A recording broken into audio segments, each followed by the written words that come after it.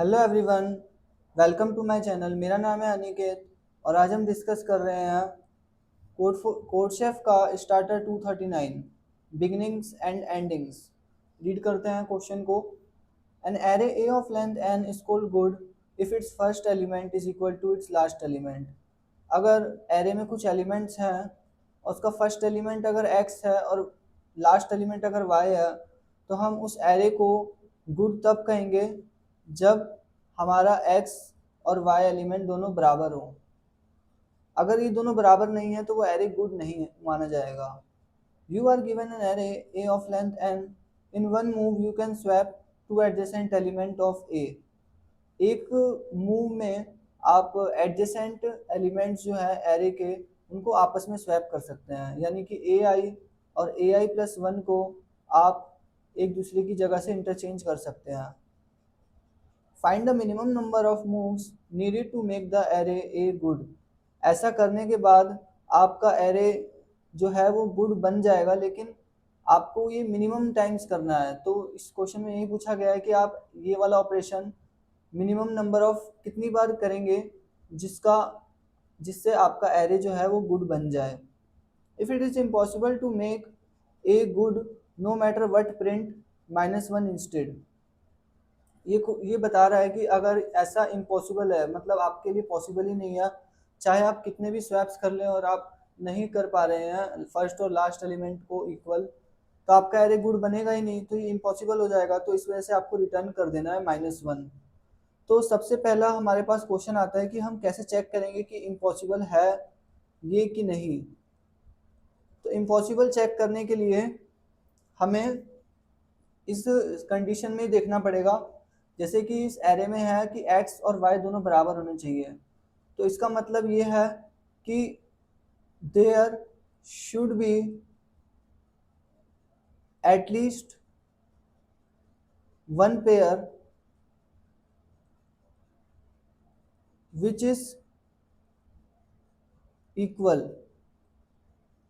x और y दोनों जो है वो एलिमेंट बराबर हैं, तो ऐसा एक पेयर है जिसमें जो एलिमेंट है वो बराबर हैं, दो बार रिपीट हो रहे हैं, यानी कि कोई एक फ्रीक्वेंसी ऑफ एलिमेंट, किसी एक एलिमेंट की फ्रीक्वेंसी जो है वो ग्रेटर देन या इक्वल टू 2 होनी चाहिए, तभी हम उस एरे को गुड बना सकते हैं।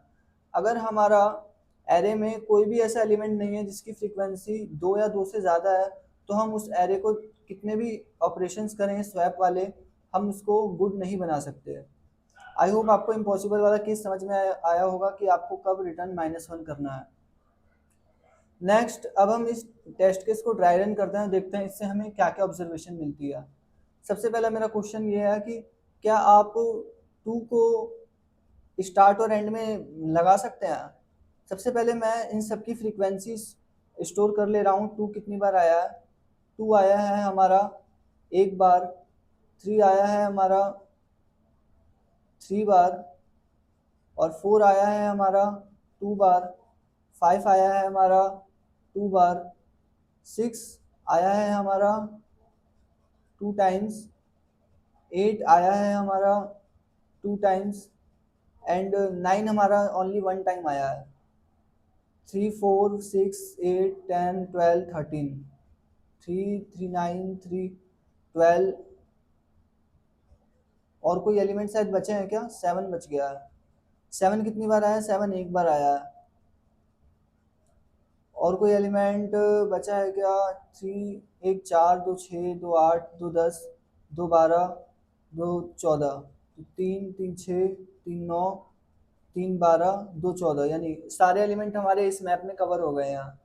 तो क्या आप ऐसा कोई केस कर सकते हैं जिसमें आप 2 स्टार्ट में रख दें और एंड में रख दें। तो ये पॉसिबल नहीं है, इसमें आप नहीं कर सकते। तो इसमें आप नहीं कर सकते कि आप 2 को स्टार्ट में रख दें और 2 को एंड में भी रख दें, क्योंकि इसकी फ्रीक्वेंसी 1 है। तो आप एक ही एलिमेंट को दो अलग अलग जगह पे थोड़ा ना रख पाएंगे। इसी तरीके से अगर आप 3 को देखें तो 3 3 बार रिपीट हो रहा है, तो आप इसमें कर सकते हैं। 4 2 बार रिपीट हो रहा है, आप इसको भी रख सकते हैं स्टार्ट और एंड में। 5 भी 2 बार रिपीट हो रहा है, 6 भी 2 बार, 8 भी 2 बार, 9 एक बार हो रहा है, तो एक ही एलिमेंट को दो अलग अलग जगह पे नहीं रख सकते। 7 एक बार रिपीट हो रहा है तो एक ही एलिमेंट को दो अलग अलग जगह पे नहीं रख सकते। तो आपके पास ये कुछ एलिमेंट आए हैं, 1 2 3 4 5, जो कि कैंडिडेट हो सकते हैं फर्स्ट और लास्ट एलिमेंट के। अब जैसा कि आप देख सकते हैं कि 3 के कुछ इंडिसेस पे रिपीट हो रहा है, जैसे कि ये हो रहा है 1 2 3 4 5 6 7 8 9 10। तो जो 3 एलिमेंट है वो 3 जगह रिपीट हो रहा है, 1 6 और 10। तो मेरा आपसे क्वेश्चन है कि अगर आपको इस 3 को फर्स्ट और लास्ट एलिमेंट में भेजना है तो आप कौन से इंडिसेस का यूज़ करेंगे? तो आप अगर ध्यान से सोचें तो आप फर्स्ट इंडेक्स का यूज़ करेंगे इसको 0th एलिमेंट पे लाने के लिए, और 10th इंडेक्स का यूज़ करेंगे आप इसको लास्ट एलिमेंट तक लाने के लिए। आप 6th एलिमेंट का यूज़ नहीं करेंगे, क्योंकि अगर आप 6th एलिमेंट का यूज़ करेंगे तो आपके नंबर ऑफ स्वैप्स जो है वो इंक्रीज हो जाएंगे और आपके मिनिमम नंबर ऑफ मूव्स नहीं आ पाएंगे। तो इससे हमें ये ऑब्जर्वेशन मिली कि we should always prefer first and last occurrence of any valid pair। हमें बीच के अकरेंस से उसके कोई मतलब नहीं है, हम फर्स्ट और लास्ट अकरेंस को ही प्रेफर करेंगे अपने आंसर कैलकुलेट करने के लिए।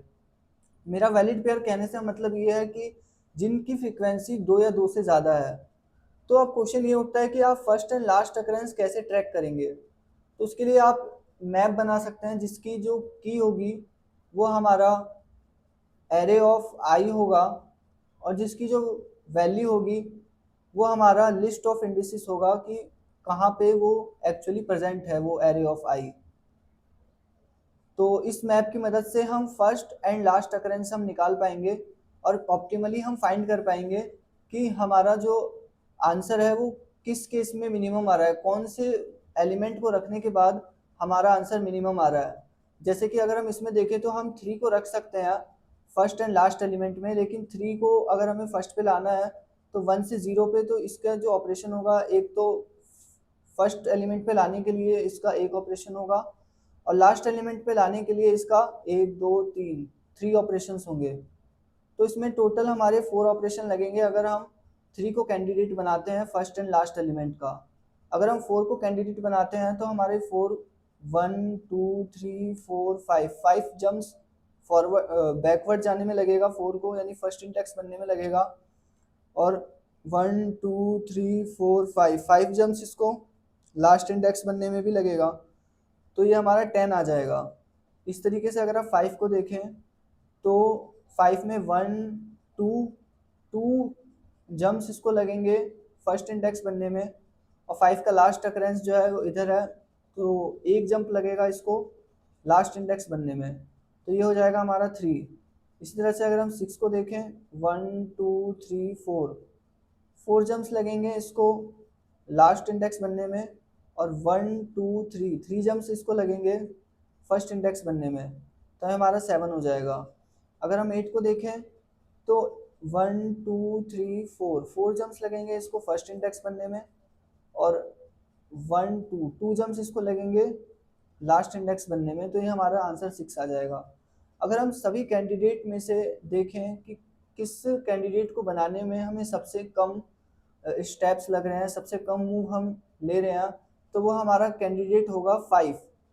5 वाले केस में हम सिर्फ 3 मूव ले रहे हैं और हमारा जो एरे है वो गुड बन जा रहा है, तो हमारा जो इसमें आंसर हो जाएगा वो इस केस में 3 रिटर्न कर देंगे।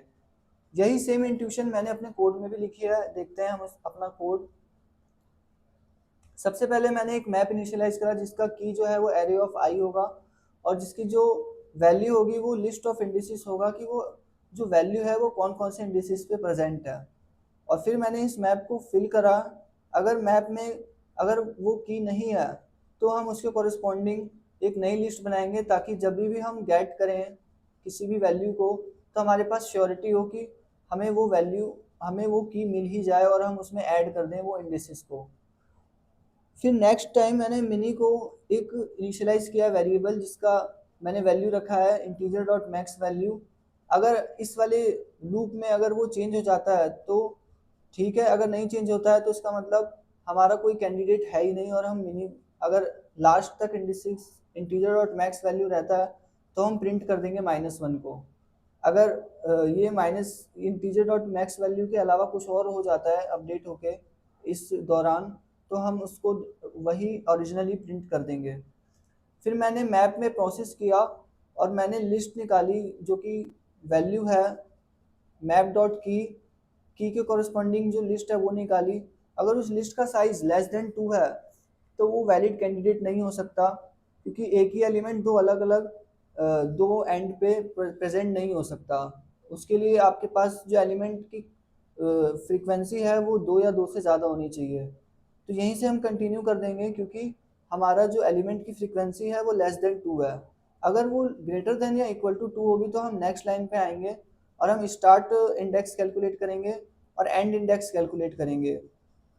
फिर हम स्टार्ट से अगर हमें ज़ीरो पे जाना है तो हम स्टार्ट -0 करेंगे, और अगर हमें एंड से लास्ट इंडेक्स पे जाना है तो हम लास्ट इंडेक्स जो कि n-1 था उसमें एंड माइनस कर देंगे। यही सेम चीज़ मैंने इसमें लिखी है, S T plus n-1 minus and, same यही एक्सप्रेशन है। और हम इसको मिनी को हर स्टेप में मिनिमाइज करने की कोशिश करेंगे जितना हो सके, और लास्ट टाइम पे जो मिनी में वैल्यू आएगी वो हमारा फाइनल आंसर होगा और हम उसको रिटर्न कर देंगे। आई होप आपको मेरा कोड समझ में आया होगा। Thank you for watching my video. Please like, share and subscribe.